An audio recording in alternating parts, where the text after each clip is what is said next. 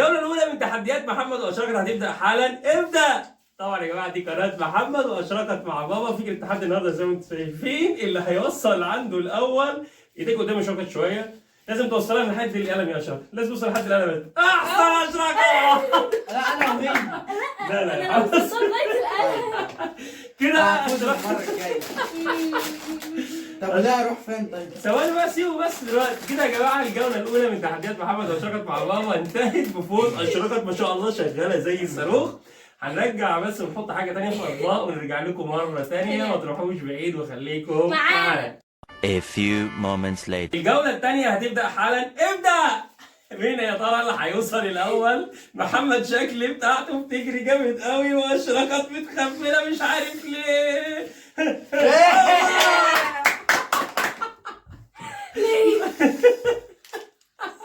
محمد طبعا اكتسح في الجوله الثانيه، انتقم. هو كان نفسه في بتاع اسمه ايه؟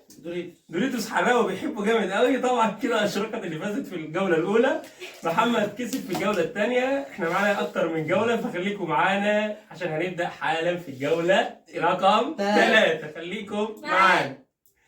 A few moments later. الجولة الأولى والثانية انتهوا بالتعادل بين محمد وأشركت، ودلوقتي هنبدأ حالا في الجولة الثالثة. ابدأ. مين الأقوى؟ مين الأقوى؟ أشركت بتلف على الفاضي. مش هينفع تعمل ده، أشركت لازم ايديك هي اللي تعمل مش على الأرض. يبدو إن محمد اللي هيفوز. أشركت بتحاول وبتكافح وبتلف في القلم والقلم مش راضي يلف. محمد اللي فاز بالجولة رقم 3.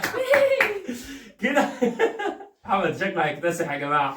اشركت مشكلتها عاوز تعمل ازاي؟ عايز تعمل كده تحت. لا، لو لفيتي كده اسرع هيبقى اسرع. ما تتزكيش، ما تتخبسيش يا اشركت. كده 2-1. طيب شوف بقى الجوله الرابعه. خليكم معانا يا جماعه. الجوله الرابعه هتبدا حالا بعد ما نجهز الاطباق مره ثانيه. خليكم معانا.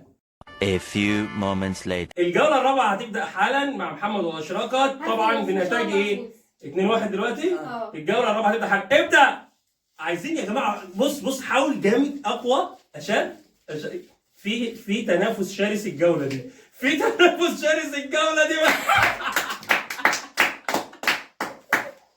كده اشركت فازت في الجوله دي ما شاء الله. تحس ان هي كان في سحر. خدت يا جماعه من النصايح بتاعتي، قلت لها لفي اشتغلي في اللف ما سيبك من الزحلقه، صح؟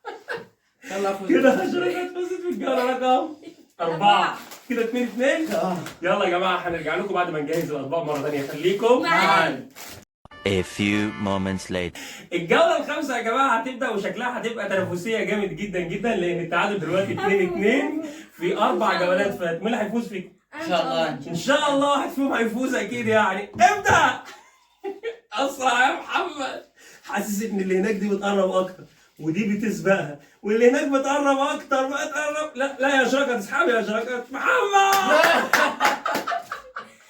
انا هنا يا جماعه بصوا واقف على خط الاوفسايد. كده اسئله. اصل انت بص اشركت ساعات يا جماعه بتتلائم كده، بتعمل حاجه غير بتبص تلف بتاعه وتجري ناحيه الطبق. لف وديكي ثابته اسرع. خليكم معانا. الجوله رقم كام يا جماعه؟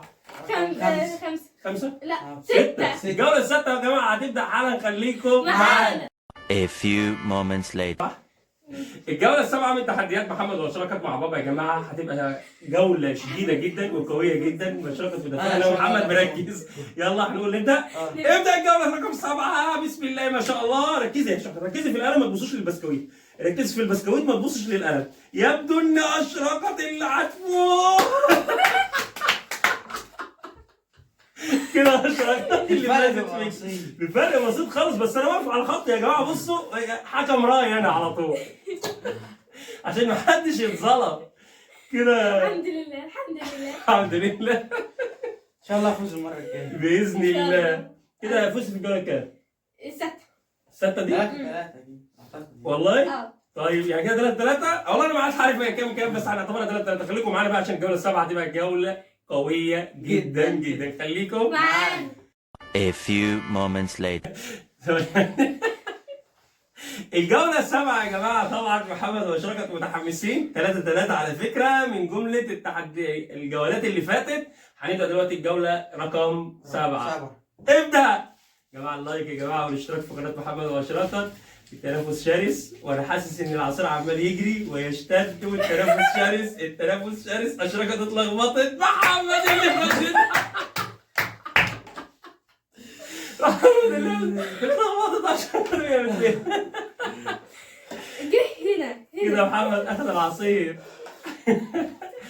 فاضل معانا جوله واحده يا جماعه، خليكم معانا، هتبقى جوله ممتعه ان شاء الله، لان هتبقى الجوله الحاسمه، يا اما محمد يفوز باثنين يا اما يتعادلوا برضه مع ايه؟ مع بعض. خليكم معانا.